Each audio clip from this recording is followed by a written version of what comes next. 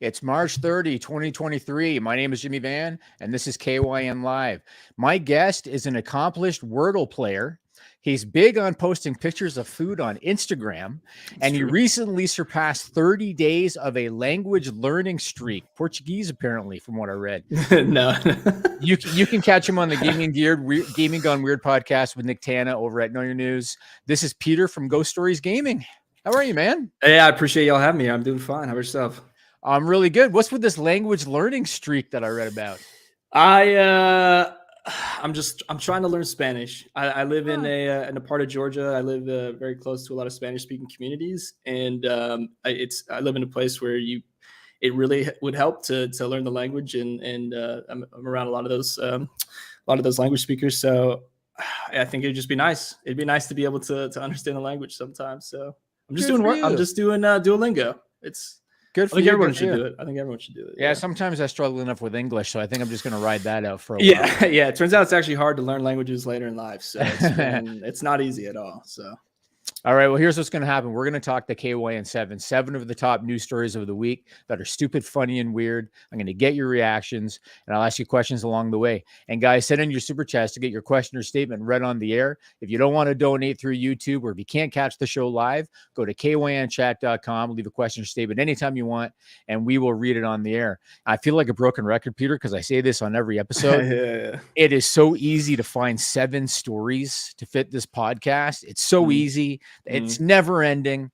And so, and I just hit my microphone. So I got 7 good ones again. You ready to get going? I am. Let it rip. Let's start with story number 7, reported by CNN. So back in 1992, a nearly 2,000-year-old wooden object was found in northern England, and it was believed to be from the days of the Roman Empire. It was identified at the time as a craft tool because it was found alongside some shoes and some dress accessories and stuff like that. But according to a new study that was recently published, that tool was misidentified at the time, and they have now figured out what this wooden object is really for. And so, Pieter, any idea what the Romans used this wooden object for almost 2,000 years ago? I'm sure it's for stretching of some kind. Like a roller of today, like a little stretching ball. I'm sure it's something for that. So we'll stick with that. Some kind of, personal health item. Depending on who you're talking to, they might say it's for stretching. Researchers think it was a sex toy. We got pictures of it. Check this out. Look at that. So this is a carved object measuring 6.3 inches long, and it represents the only known example of a non-miniaturized wooden phallus from Roman times, because I guess the Romans like mini dicks. So it's the only example of a non-miniaturized one. I guess in some ways, people 2,000 years ago weren't much different than us today. What do you think? I'm thinking splinters mostly. That's all I can really imagine. Isn't that the Romans? Isn't that their jam? Isn't that? Is it? I think so. The wood or the splinters?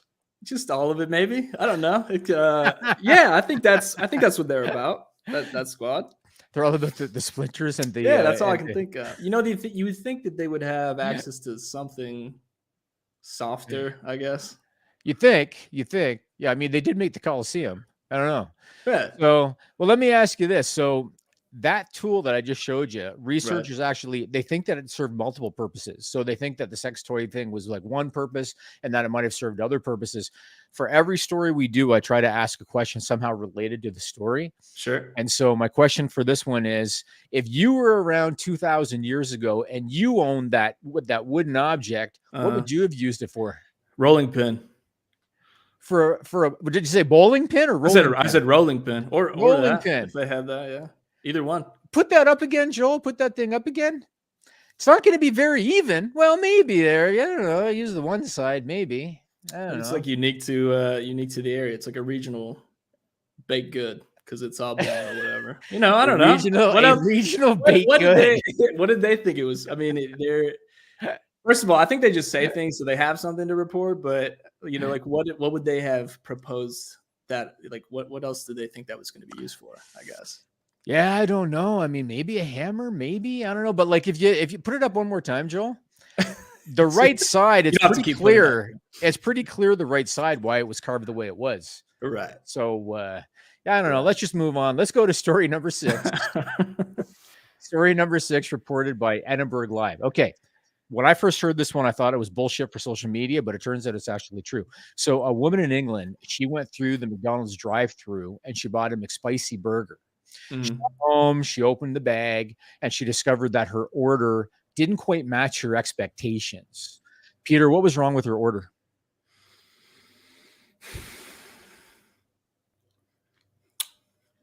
You know, I think this is just all too common with McDonald's anyway. So this really could be anything at this point. I've never heard of a McSpicy burger. Yeah, probably a UK thing. London. That sounds made up to begin with. So I'm not even sure she was at a McDonald's. So different countries have different specialties. No, I know. So, yeah. I'm gonna say all meat, no bun. That's what I'm gonna say. That might have been even better. So what happened was the burger had a big ass bite taken out of it. That's hilarious. We got a picture. Look at that right there. Now, like I said, when I first saw this, I thought this is bullshit. She made this up. She's looking for social media views, but it turned out it was legitimate because that McDonald's location admitted that she was accidentally given what they called a returned burger instead of a fresh one. And they said that it was mistakenly repackaged. And this begs the question. How often are they doing this? How often are they reselling returned items? What do you think? Yeah. My question is, where are they storing? So I didn't even know they could take returned food back over the counter. I don't know. Maybe somebody took a bite and it was too cold. Maybe they wanted it without like the sauce and then they put sauce on it. You know what I mean? Maybe it was something like that. I think it's still really, really funny though to accidentally send a return burger. I mean, like they should just throw it away, but it is McDonald's. Well, yeah. I mean, like I don't know why. It's actually really, really funny. Did you ever work fast food in your life? I've never worked fast food. I have worked in the food industry. I used to work for a Mongolian fire grill. You know, they had the big flat grills and you throw all the toppings on there and you walk around with the big wooden sticks. So I used to do that in college. Yeah. Okay. So you didn't have we never took bowls back though. Yeah. No, right? We just say throw it away and we'll make it. Like that makes me think they do it. The fact that they called it a returned burger, like they had a term for it. I think it just said that I think that's just a PR move. To be like, hey, maybe they did take a bite out of it. We got to just make up this policy. But so let me ask you: have you ever ordered food in any capacity, whether it be takeout, whether it be Uber Eats or at a restaurant, where you felt that your meal had been tampered with? Oh man, I think we maybe all have experienced it, whether we notice it or not. I just think there's too many. We've been to too many restaurants and too many upset people behind the counter for it to not have happened. Whether I notice that or not, I don't know. Is finding stuff in your food tampered with, or is that all accidental? Yeah, well, I guess it depends. I guess it depends on how it looks tampered with. I guess. Yeah, not like that. Not with a bite taken out of it. Have you ever seen the movie Waiting? Yes. Yeah, I think that's all I need to say. Reminder, guys. Reminder, guys, get in your super chats to have your question or statement read on the air. Or if you can't catch the show live, go to kynchat.com, leave a contribution at any time, and we'll read your question or statement on the next show. A lot of stuff in waiting I don't think would really work in today's environment. You know what I mean? Right. People get offended by it now. Well, small towns, you never know. Well, maybe. All right, let's go to story number 5, reported by the New York Post. All right, this one's interesting. So somebody posted a job ad on Craigslist, which is not uncommon, right? They were looking for someone to manage a website for them. But this request was a little out of the ordinary. Peter, what kind of web page do you think they were looking to have somebody manage?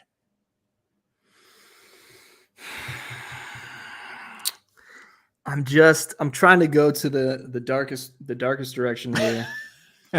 But I don't know if it's far enough, you know? You get the trend of the show already? Yeah. I don't, man.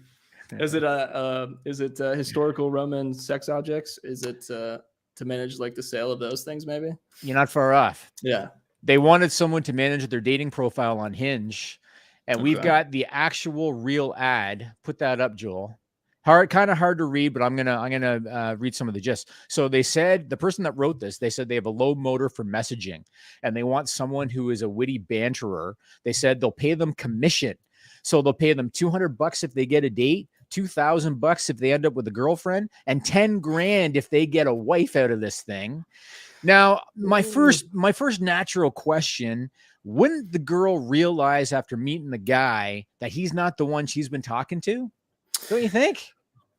Maybe. Now, the real question is the person that this person hires, will they also be going on the dates with them? Like, how are they in the room? Are they going on dates? Are they going home? Like, what? But then how's the guy marrying the girl? They're too, like, they're at the wedding. I don't, like, how far is he standing up at the front of the church? That's what I'm saying. Are they the minister? At what point do you actually break it off? I don't know. It's not a bad deal, though. It's not a bad deal.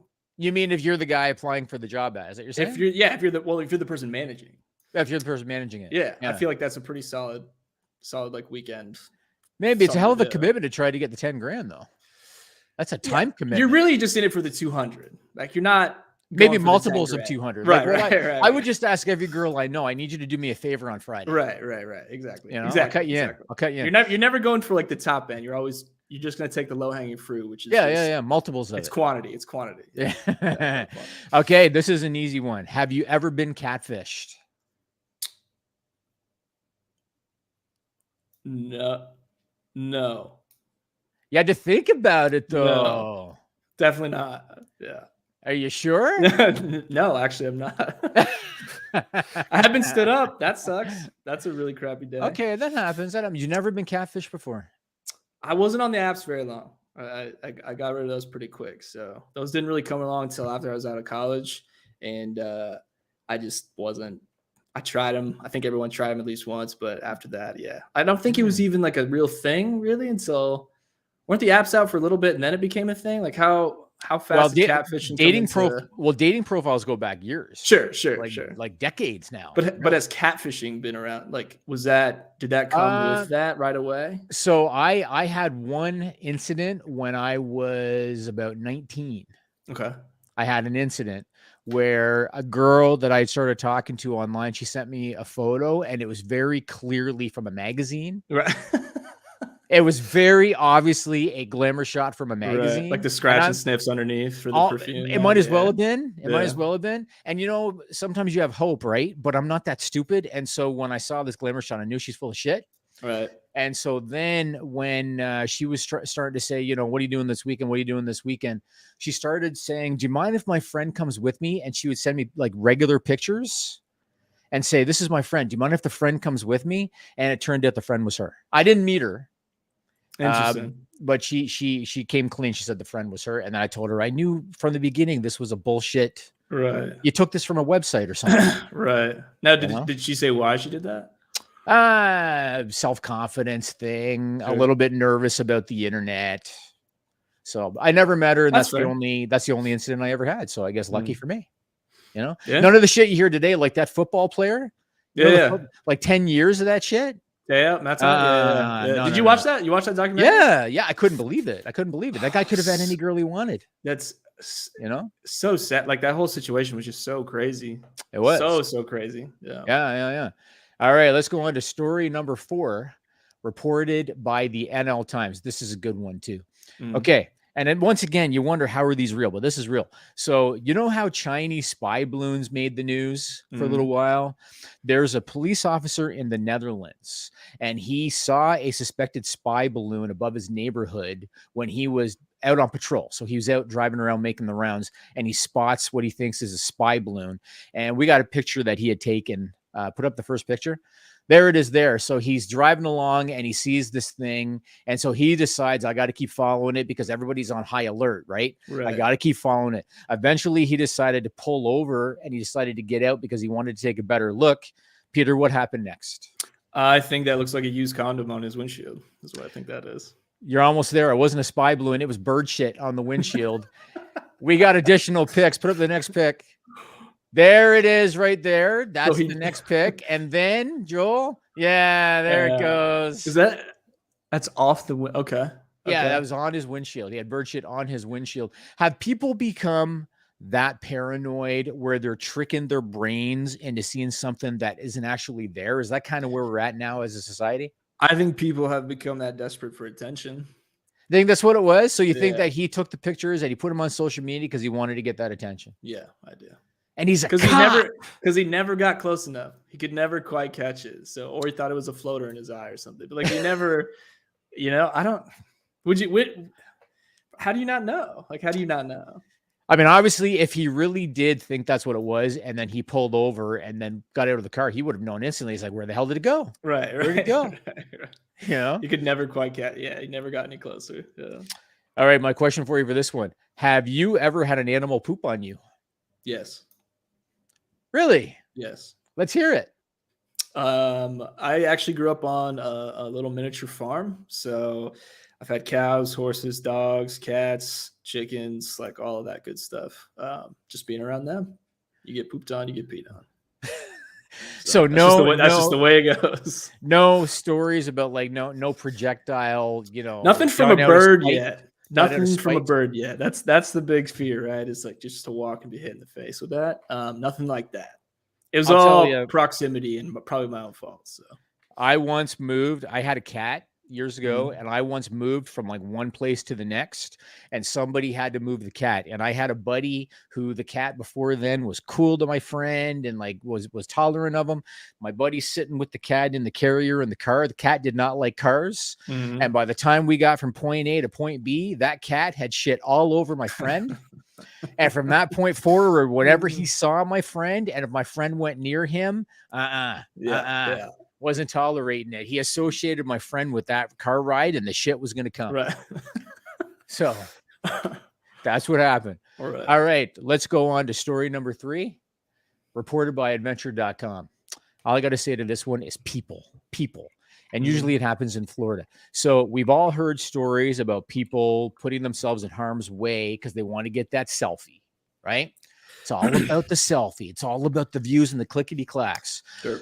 There's a pair of tourists. They were at the Everglades National Park in Florida, and a picture that they took went viral because of how stupid they were. Pieter, what was so stupid about the picture that these people took? Well, where were they? Where were they? They were at the Everglades National Park in Florida. I don't know what town it is in Florida. They were either, I'm gonna say, because it's Florida and I'm in close proximity to Florida, so nothing's too crazy, that they were out of the boat instead of in the boat of whatever tour they might have been on.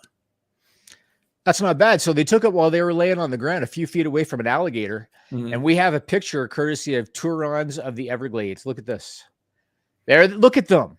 And they're literally laying like their head. They chose to put their heads closest to the friggin' thing. So this is what they did. And I got to be honest with you. And people can say that I'm just a mean person. I see something like that, I'm rooting for the alligator. Right.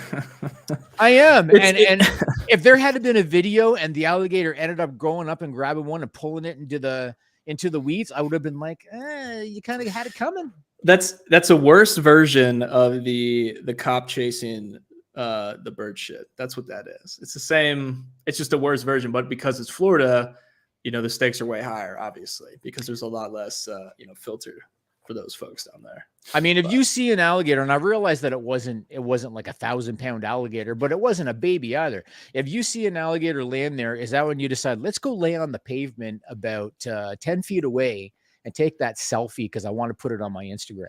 Yeah. I think that's what we're going for. I think that's social capital we're trying to build now. Yeah, social capital. All right. So you talked about earlier about the experience with animals. Have you ever had a close encounter with a potentially dangerous wild animal? Yes, actually. On my Instagram, there is a video.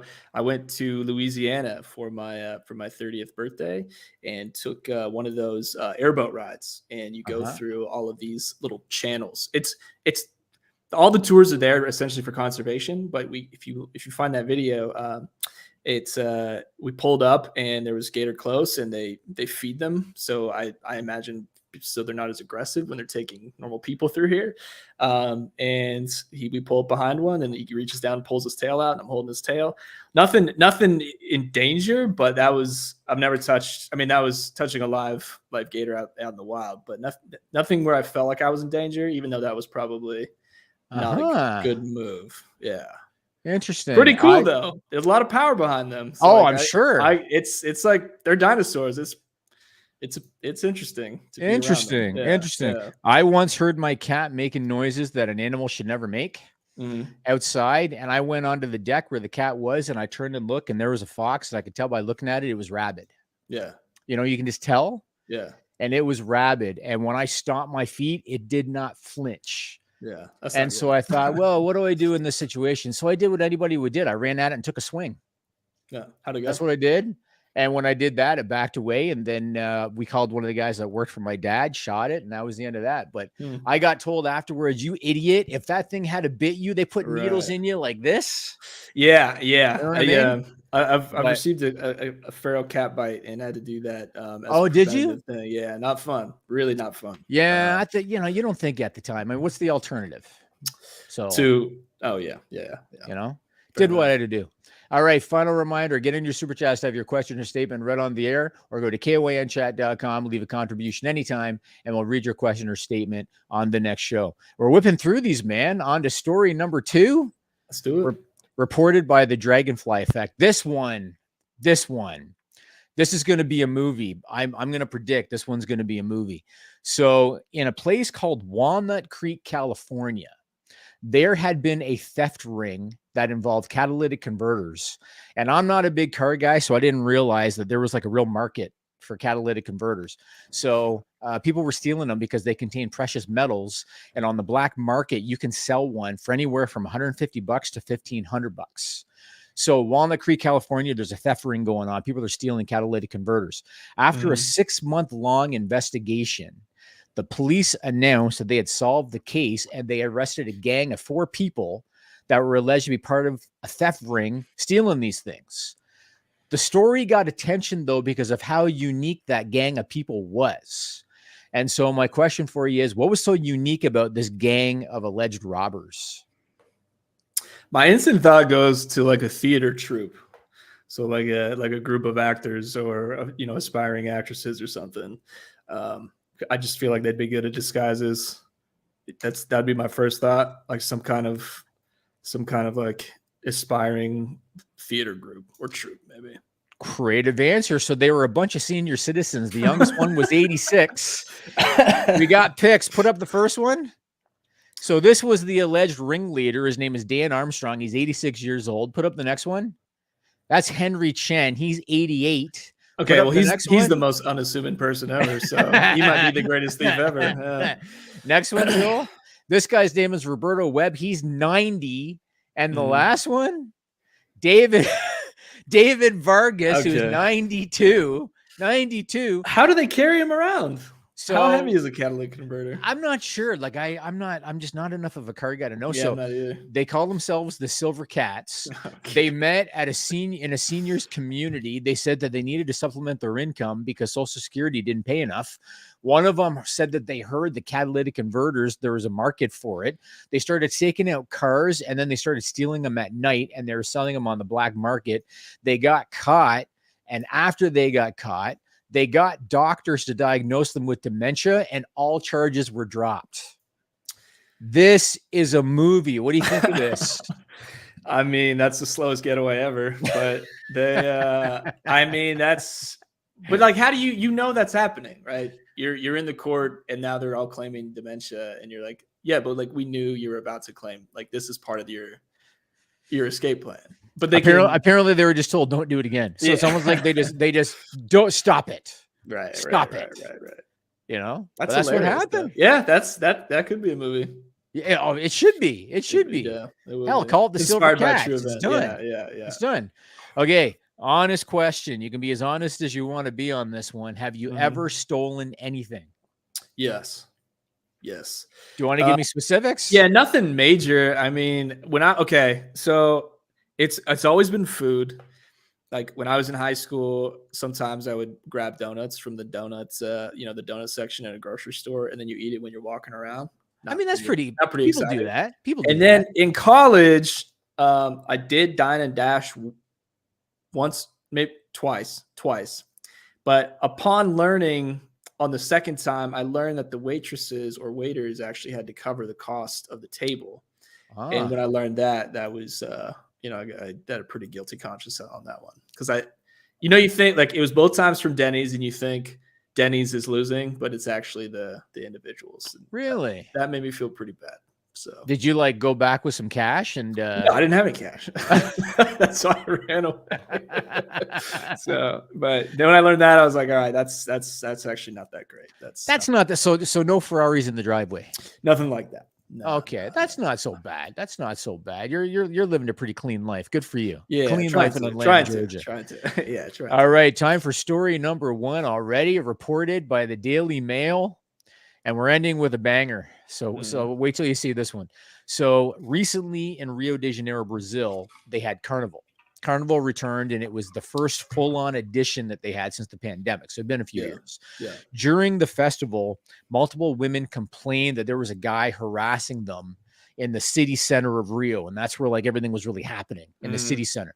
So they were like, we're being harassed by this guy.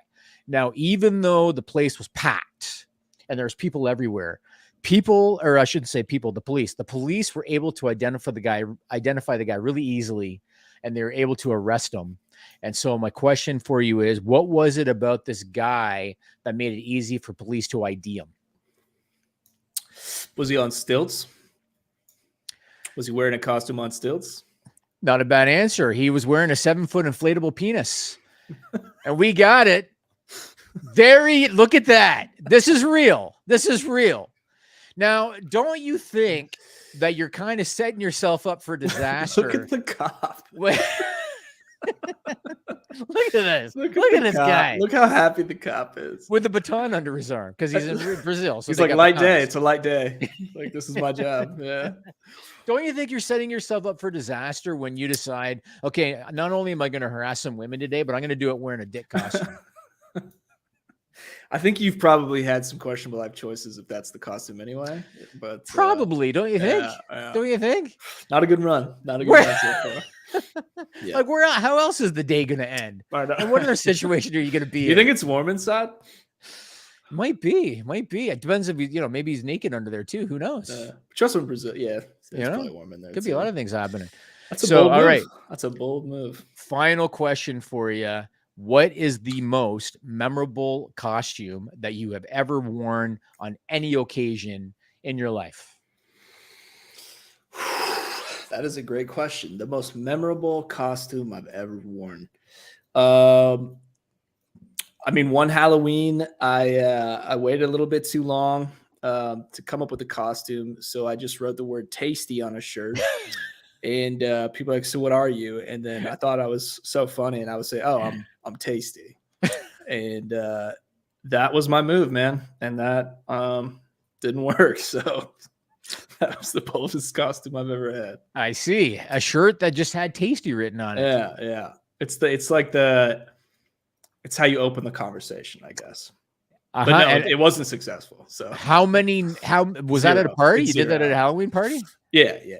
How many times that night were you asked, what the fuck is your costume? Yeah, most time, every time. All the times by every single person. And after you explained it, if it was, let's say if you're single and it was a girl, how many times did she then turn around and walk away?